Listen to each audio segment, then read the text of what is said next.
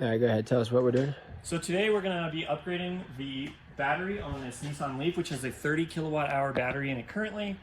As we all know, they get older and they degrade and you lose your range. This one has about 90 miles here where we live, maybe a little less because we're up in the mountains and stuff and we get a lot of cold weather. So we are upgrading to a 62 kilowatt hour battery here. I can open this up for you. And a pretty straightforward swap. And it extends the range, estimated to be about 250 miles. I guess we'll find out when we're all done here. And it should be doing a lot better. Hey, I'm Woody Boyd. I own ElectroMod Garage here in Rollinsville, Colorado. And we're about to battery swap or upgrade this Nissan Leaf. Let's go. Woody, what's the deal with this Leaf? How long, what's the year, etc.? This is a 2017 Nissan Leaf. You can get about 80, 90 miles range, and now we're gonna upgrade the battery to get 250 miles range. So, let me clean this. Okay, we're gonna go here and disconnect the high voltage system so everything is safe to work on while we're doing it.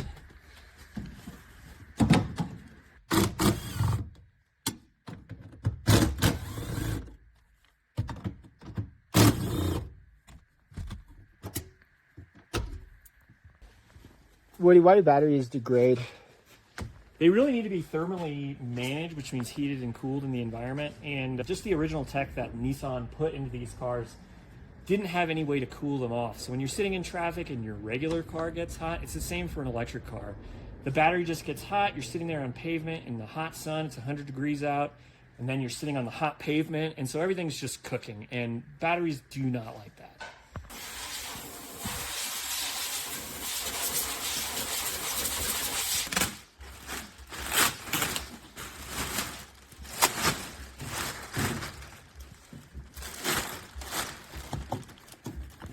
So these batteries ship from China. I know some people may have some concerns over that, but honestly, the largest battery manufacturers in the world are from China, and they make a great product that bolts directly into the Leaf. No taking batteries apart or anything like that. It just bolts right in, everything works. So a lot of people are concerned about these batteries coming from China and all that, which is valid. There's a lot of bad products that come out of China, but there's also a lot of very good products that come out of China, and China has some of the best battery manufacturers in the world. So this product is one of those high quality products, and we make sure of it.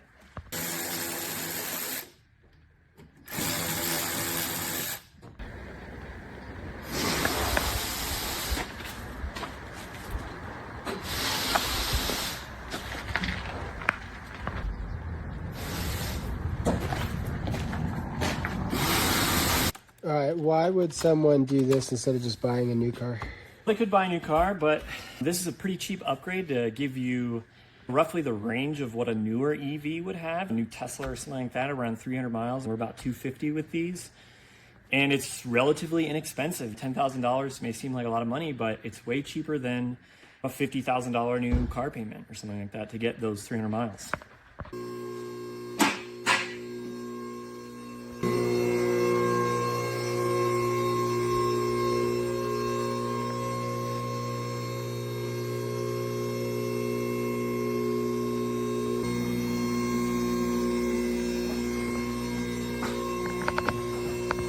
All right, what are we doing under here? We're just getting all these trim pieces out of the way so that we can access the battery and then drop it down.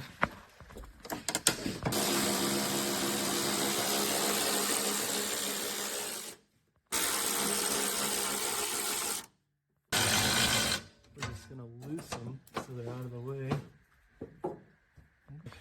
We are just disconnecting the last connector on the high voltage battery. This has got quite a few high voltage cables in it. This is a very important connector, and we have to make sure that we don't damage it because these can be quite a pain to replace and they're a tricky connector to get off. But we got it now, and we should be good to go.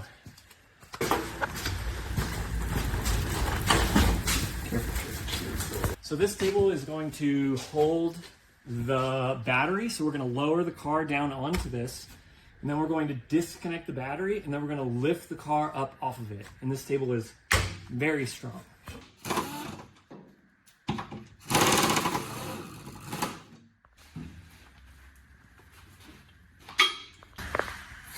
We'll double check when we get a little closer.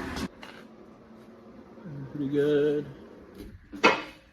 We're touching in the rear.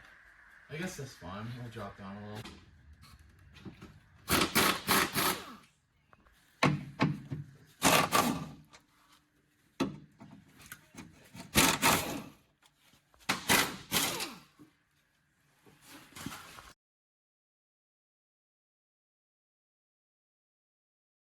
So we just laid the battery on the table and we unbolted everything, and now we are going to pick the vehicle up off of the battery so that we can swap it out. So the biggest differences between this battery and the new battery is that the new battery weighs 80 kilograms more, which is about 200 pounds, which is not a huge increase considering how much more energy storage we're going to have. The other big change is that battery is slightly taller, so we have some spacers that we're going to install in those 8 bolts. But everything else is going to work great. It should not affect driving or handling or anything like that. Most people would barely notice, and it just makes a much better upgrade. So in the future, we may plan on offering power upgrades for these things because the later inverters that came with these are able to do 160 kilowatts, which is about 215 horsepower. And the original Leafs had about 80 kilowatts, which is like 115 horsepower, 107 horsepower.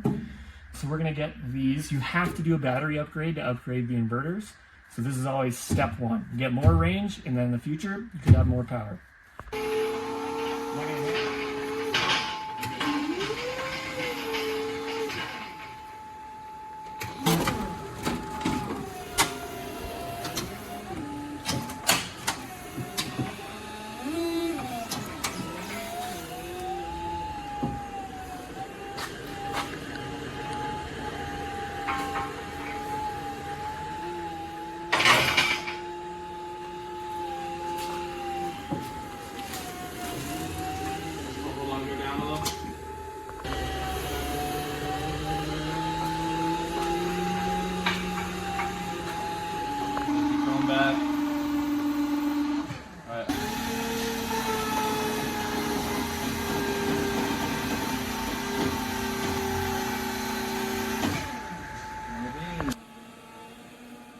Out with the old battery.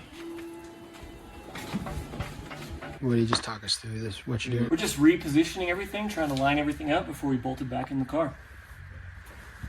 All right. Focus. Looks pretty good, I think.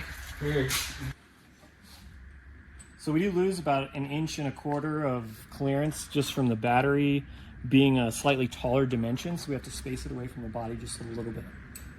3 and then the 2 in the front, right? Yep. Pretty close. All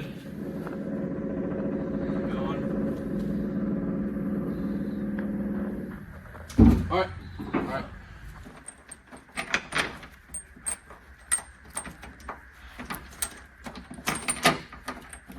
So we always want to add a little bit of Loctite to bolts like these because we don't want them to come out, wobble out in the future. Yeah, so we're just getting all the final bolts in, trying to get the final line up on everything and getting some Loctite, and then we're going to torque everything down before we lift it back up in the air. We're not going real tight, we're just snugging them. Let me see that. We're just getting everything here snugged down, getting everything lined up, and then we're going to torque it all down before we lift this thing back up in the air.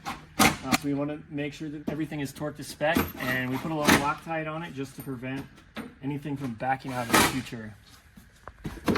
We're going to get a torque measure on it. 95 Newton meters.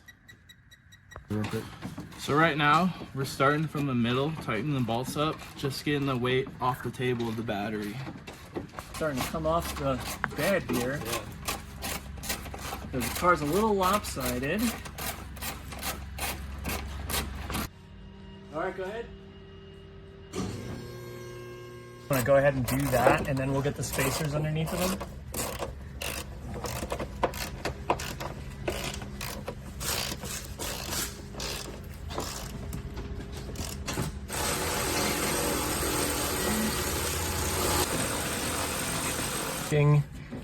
All our high voltage connections.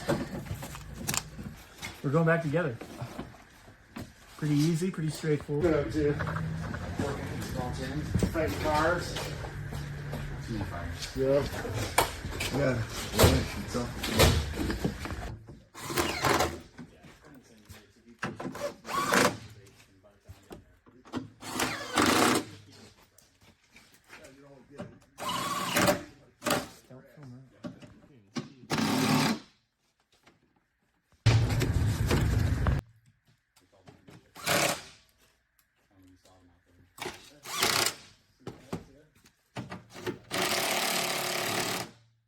Just finished buttoning on the under shields and everything, and now we're gonna put the high voltage safety disconnect back in and take a look and see what we got, see how many faults we have and what we need to clear, and we'll take it for a test drive.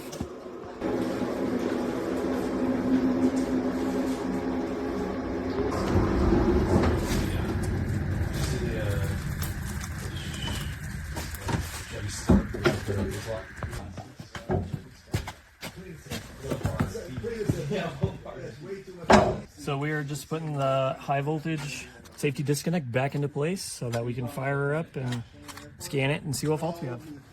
We got some faults on the dash and looks like it's in turtle mode, so we're gonna scan it and see what we got and clear them if we need to.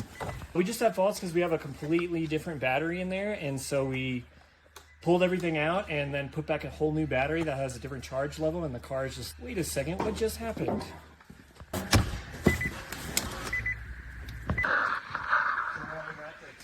This bit of it. Yeah.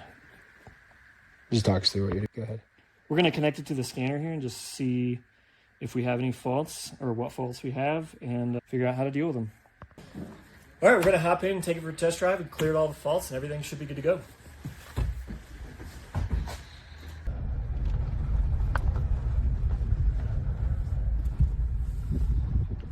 Should we roll the windows up? Absolutely. All right, we're just taking it on a test drive. We're in Rollinsville, Colorado, going up the big hill here. Everything seems to be working great. No issues yet. And we've gone about a mile or two and our percentage just dropped for the first time. We'll see how it does.